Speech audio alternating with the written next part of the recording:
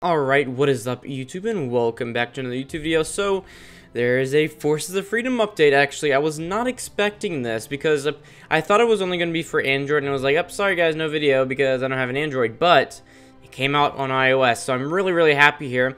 They didn't add too much, and don't expect this to be a gameplay video because there's nothing to really show off in the gameplay. But I'll show you some of the things that they've added. So, there isn't any new soldiers, so don't be too excited because there's just no new soldiers.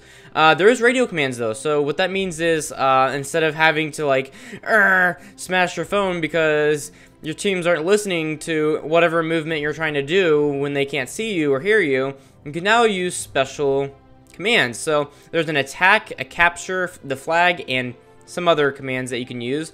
There's also something really cool. So if you click this gear here and you go to settings, you go to graphics. Whoa, so you have a lot of settings here. So for an example, you can go to target frame rate. You can do 60 or 30 depending on your device.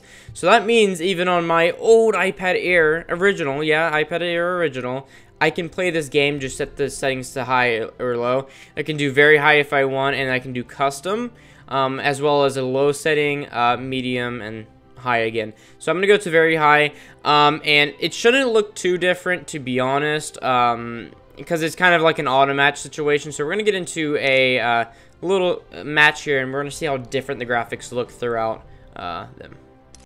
Alright guys, so we are in the match here. So already getting started off the bat, I can see that these look a little bit more detailed, and the players do look a little bit more sharper. I can definitely tell that they do look sharper. The joystick definitely looks better. It doesn't have that weird artifacting on it anymore. And I am a steady 60 FPS, which is really nice. Graphics, yeah, I can't really see anything different. Water looks a lot more flowy, if that makes sense. Like, it actually looks like water. Trees, they don't really look fake anymore. I mean, you could use a little bit more work, but they definitely do look a lot more nice than they did. But yeah, everything else just looks really good. The scope isn't any different on the rifleman. Though, let's go and try these commands here. So we can go here, and we can do a couple of them. So we could do like an attack, an SOS, a thumbs up if our team is doing good. So I'm going to go ahead and give us a thumbs up. And I just said, Nanners, well done. As that a little small command there. We also have a check, so I can do roger that if someone else says something there. So those are some of the small commands that we have. Now, I don't think from settings we can change the graphics, or actually we can. So we're going to try just very low for a second here. And as you can tell, very low, everything kind of looks like you're running on the oldest PC you possibly have. Not the greatest, so we're going to go and bump up the settings here and see how these look on medium now. Definitely can tell a massive difference. Low and medium have a really big difference here. Let's go ahead and set that up to high now.